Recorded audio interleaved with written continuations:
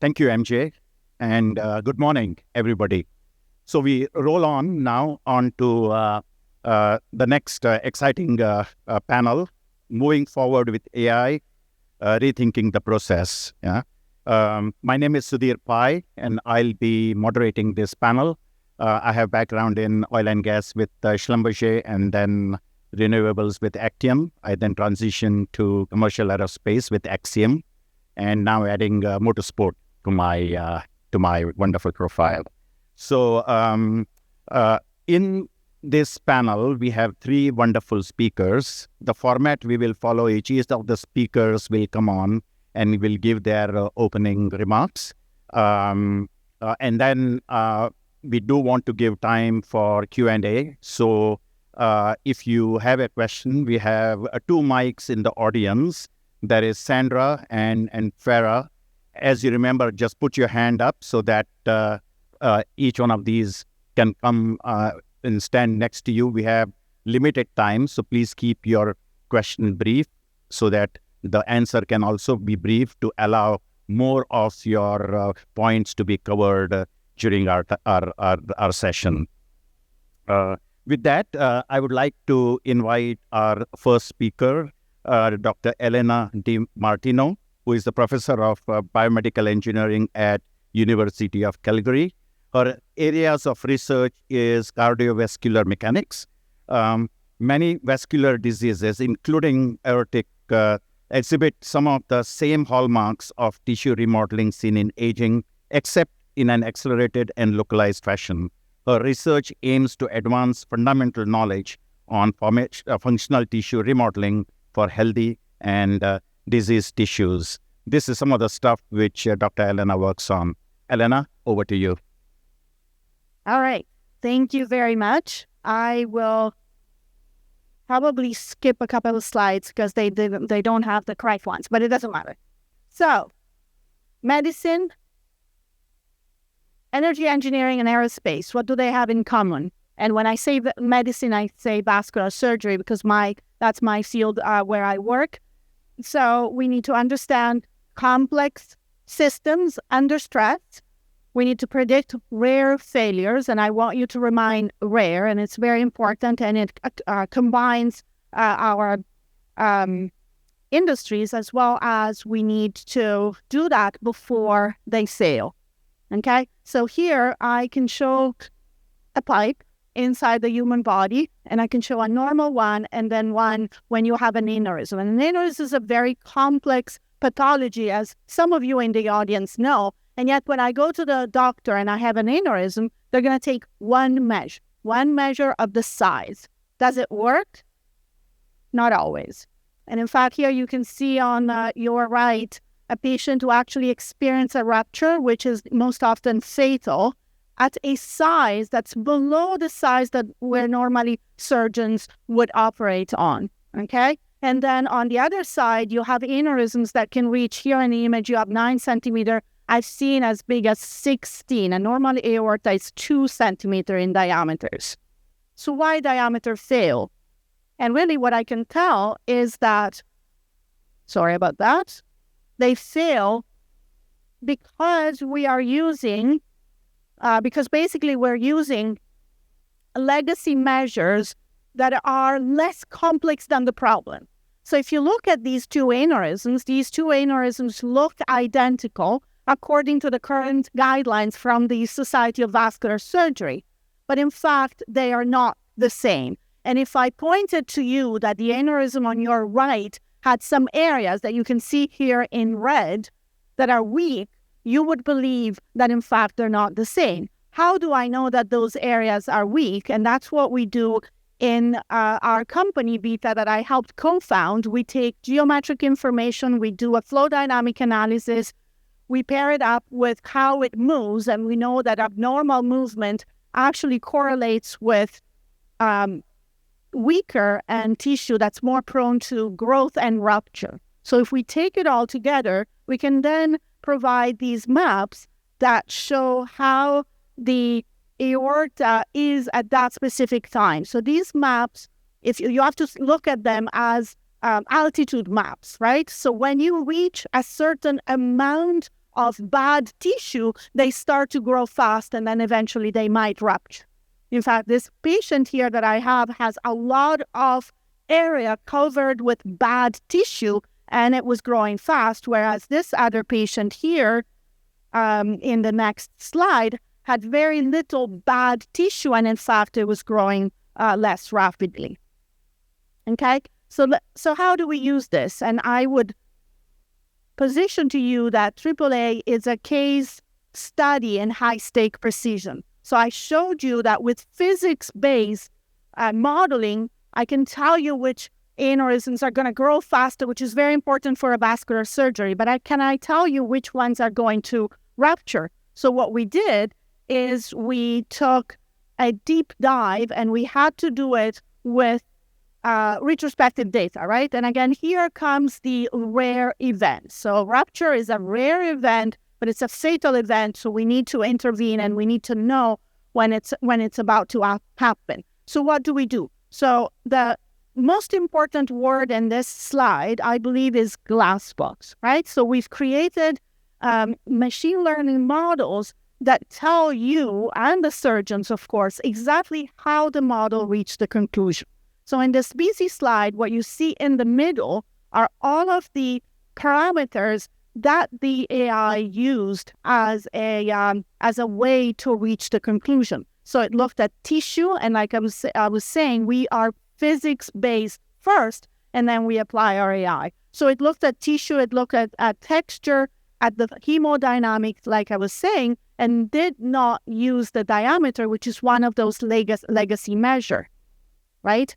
How did we arrive at that? We actually had a control paired cohort, which you see very rarely in these studies, and many of these aneurysms that rupture are big, so we actually controlled it, as you can see here on the left. So we had 51 rupture patients, but also one twin patient per each one of those ruptures that was not rupture with same sex, same age, and same diameter. Okay, and I would like to convince you that that's exactly how you go from doing a model that you cannot interpret to a model that you can interpret that tells you what it's using and it has that embedded trust.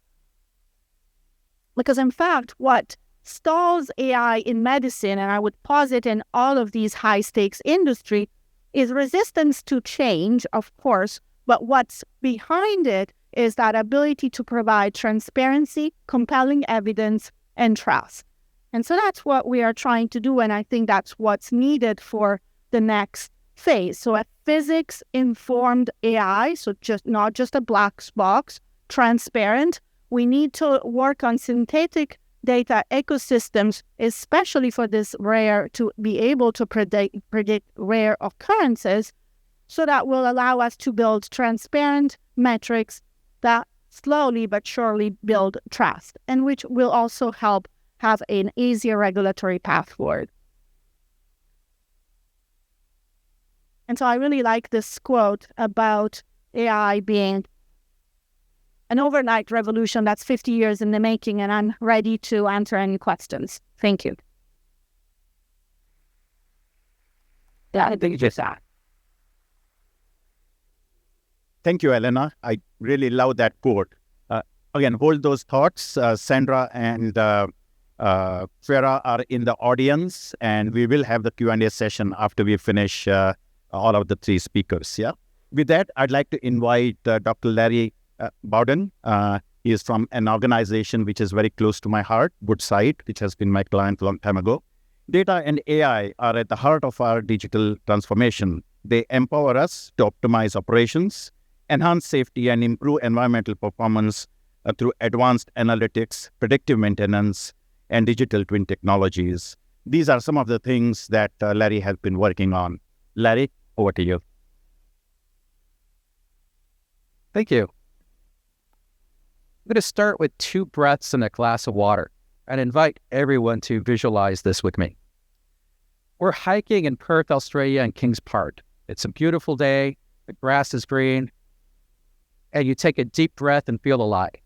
Your nervous system is saying, yes, this is what air is supposed to feel like. Now, if you do that in Houston, I feel not as alive, maybe a little bit more drained. It's a similar thing with water. Most alive I've ever felt drinking a glass of water was in Colorado at a hot spring where you let it cool in a cup, and after it's cold, drink it. Your whole body just feels connected with nature and alive. So as a systems engineer, it's the contrast is the entire point. The component, my body hasn't changed. The system it lives in has, right? It's the built environment, the stresses. We're in an AI revolution. Models are helping design better antibiotics, more efficient ways of obtaining energy, and more resilient crops. That's real. There's a deeper question underneath it. And that question is, are we using AI to design for life or optimize metrics? So for a long time, we treated knowledge as having the right answer, the correct label, the best prediction, or the cleanest chart. In an AI-saturated world, that is not enough. We have to ask, in the context of knowledge, what does this do to people and planet? And that's what I mean by ecosystemic intelligence. It's a way of knowing that includes the environment, one that cares whether the river is still drinkable and the soil is still alive. AI is centric to this shift. Used well, it can strengthen our relationship with nature. It can build systems that learn from soil, rivers, bodies, and our communities. Systems that adapt with ecosystems, not against them. We can treat ethics and ecology as part of truth, not as an optional slide. But used poorly, these same technologies can pull us further away. We point AI at oceans of data, and we say, optimize this. Today, correlation still isn't causation, and optimization still isn't wisdom. Some obsess over best available inference or context, and we ignore what we never bothered to measure in the first place. Things like microbial life in soil, long-term impacts to a child's nervous system, the resilience of a community when climate shock hits. We've already built systems that are brilliant at the wrong objectives. Think of shelf life over nutrition, throughput over resilience, screen time over mental health. Now we're handing these same objectives over to AI and calling it progress. Real system design must start from first principles, things like physics, chemistry, biology, and human psychology. It begins with the reality that our lungs, rivers, soil, and microbiomes have hard constraints. They don't care how elegant our models are. This alternative is part of synthesis engineering, using technology to create new products, chemicals, and materials in a way that stop treating nature, technology, and society as separate silos. We design them together intentionally. This combines natural laws, human values, and AI capabilities into systems that serve life. So here's the invitation. When we design AI, just don't ask, what can we automate? Ask, what does this do to the air we breathe? What does this do to the water we drink? What does this do to the communities we live in? The dignity and agency we have? And importantly, who doesn't have access to this technology? There are millions of people less fortunate than we are that will never be able to get this in their hands. How do we design for them first? AI is not outside nature. AI is one of nature's enablers. Through us, we can create new kinds of intelligence. The question is whether we use these minds to drift away from nature or to bring us closer together. Can we reconnect, repair, and regenerate? So I'll leave you with 3 words. Breathe, build, and share. Thank you.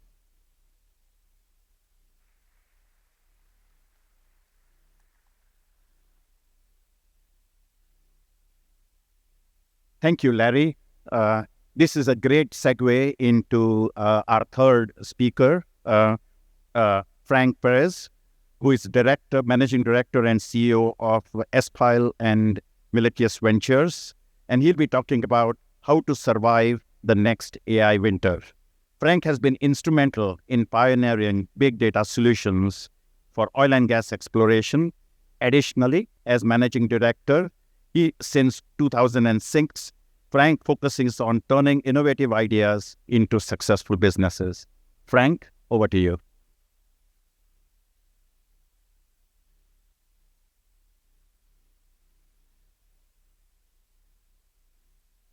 Good morning, everybody. It's good to see a lot of people here who I usually get once a year to see again. And I'm happy you all came up to Punta Pats again in 2025. So I want to look around the room here. And for the last 3 years, AI has been synonymous with one thing, the large language model. But if we mistake astonishing fluency for actual intelligence, and we allow our entire industry to narrow its focus, we aren't headed for a new AI spring. We're creating the conditions for the next AI winner. And that is the basis of my presentation today. So we've fallen into the same trap that the climate debate did. Carbon tunnel vision now has become LLM tunnel vision.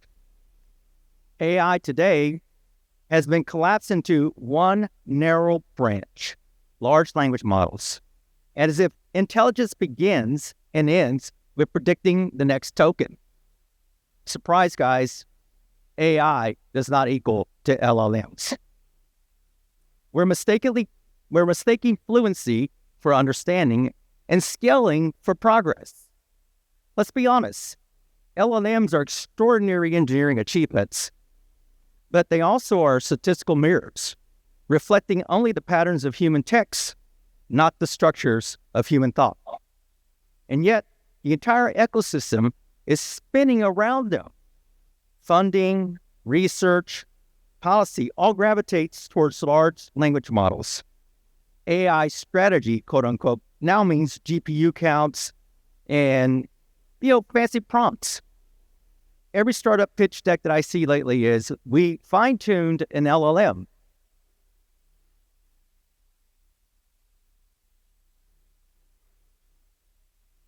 Meanwhile, whole fields that built AI's foundation are fading into the background.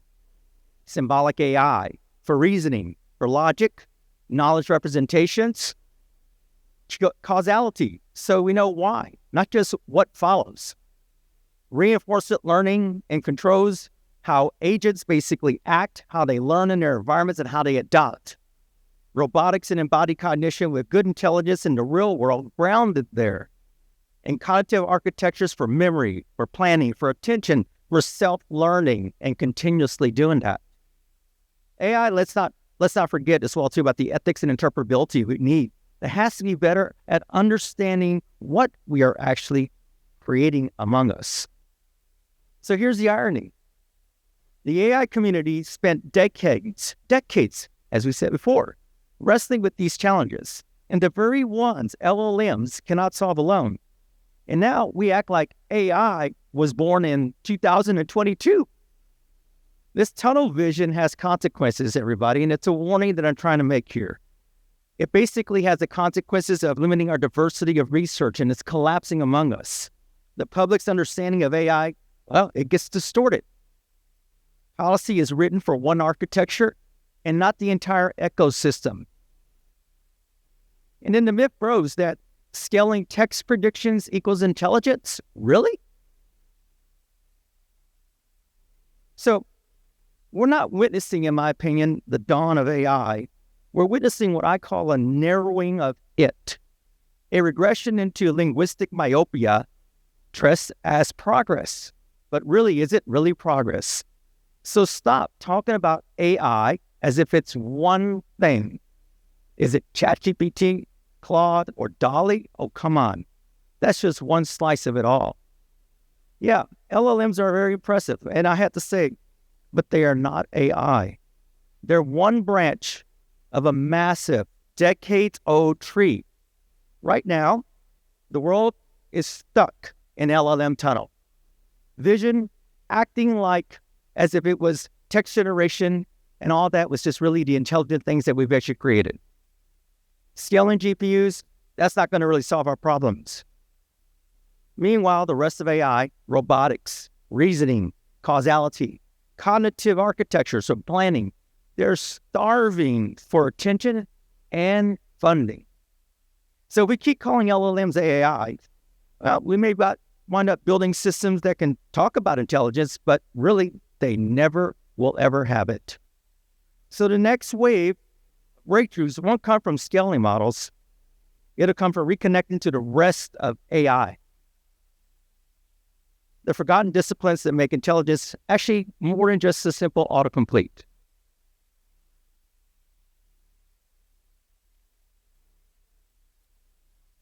So, if you want true artificial intelligence, we need to get out of this tunnel. That's my warning to everybody here. It's time to zoom out, folks. It's time for AI to be much more than just language. Here's a closing thought, okay? We're not witnessing the dawn of true AI. We're witnessing the narrowing of it. If we want the systems capable of reasoning, causality, and really truly intelligent, we must abandon the comforting warmth of this LLM tunnel that we're in right now. The next AI winner really is optional, but only if we stop calling text generation AI, because it's not. And we really need to start investing in all the other branches of AI and its whole ecosystem. Just some thoughts to think about, guys.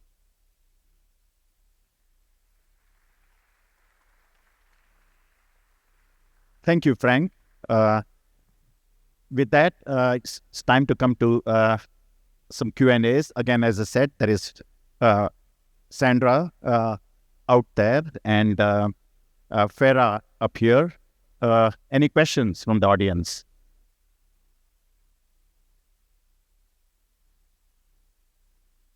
Hello. Hello? Yeah, so thank you guys for all your thoughts. How reliant are your organizations and projects on publicly available LLMs, like ChatGPT and Claude, things like that? The financials of many of these companies are a bit underwater right now, and so if they either go out of business or make their models to where they're not public anymore, what happens to all your research and your projects that your organizations are built?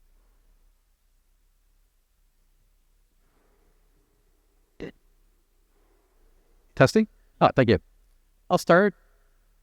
We at Woodside have integrated language models into processes, but they're platform agnostic. We don't use the models to generate answers. We build knowledge systems and bases where we use the models to automate the process of aggregating inputs, executing processes, and returning the outputs in a way that a human can understand. We can easily replace the language models with our own internal or edge devices. We use Amazon infrastructure, cloud infrastructure, like Azure infrastructure, hosting things like the Anthropic models, the OpenAI models, but in a way where we choose the ones that have the best economics behind them. And we'll get to a point where we're less dependent on cloud infrastructure. And in fact, for on-site areas, we have our own localized, tuned small models that run on devices without any access to the cloud. So that reduces our exposure. But in terms of how proliferate is it? It's proliferating. And most of our day-to-day systems, like querying for operating procedures, understanding startup procedures, are now dependent on these models because it speeds up our execution. Yeah, would like to add, Elena? So we do not use any LLM. So we're in the business of prediction of what's happening in the future.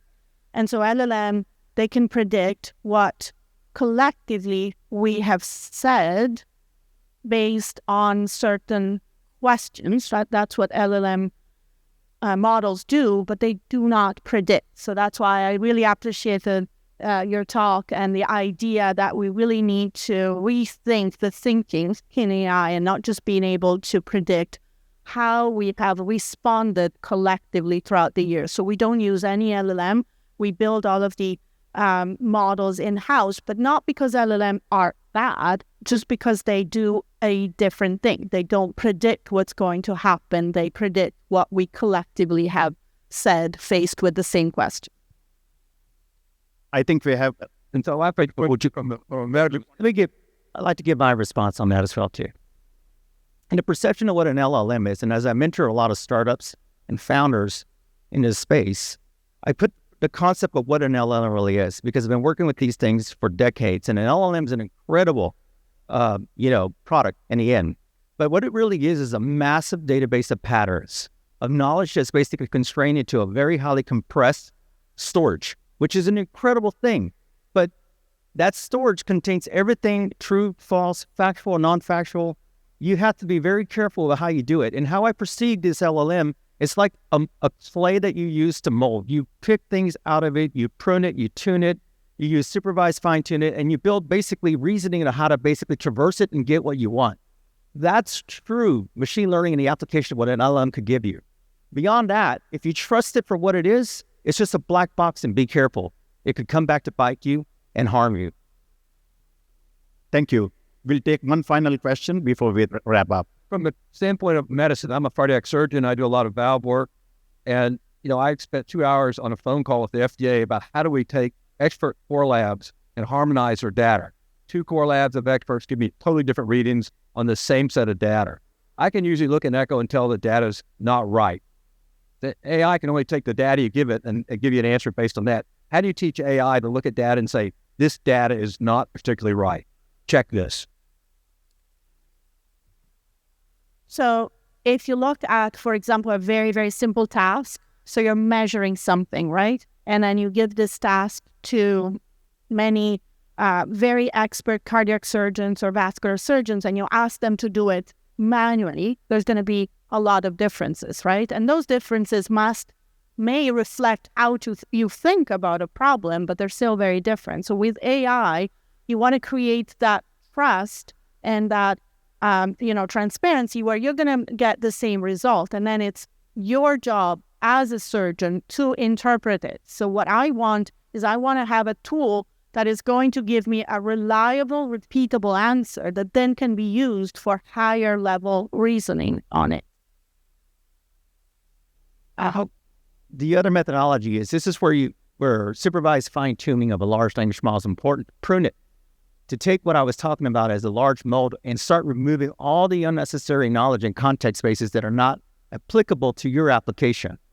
And that supervised fine-tune is a necessity. And if you're not doing that, if you're not taking that large language models and reducing it dramatically so that it basically only contains the understandings that are relevant to your applications, and more importantly, if you can actually feed it and trade it with your actual knowledge, that is the best way to approach it. Beyond that, again, I draw caution for everybody.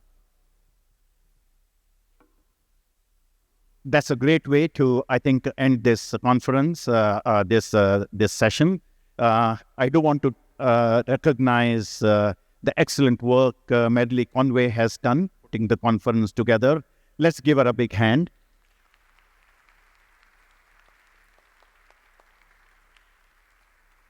Moving forward with AI is one of those things, I think, which is going to continue to develop as we move ahead. So appreciate all the questions which came in. Let's give a big hand to the 3 panelists and have a great day.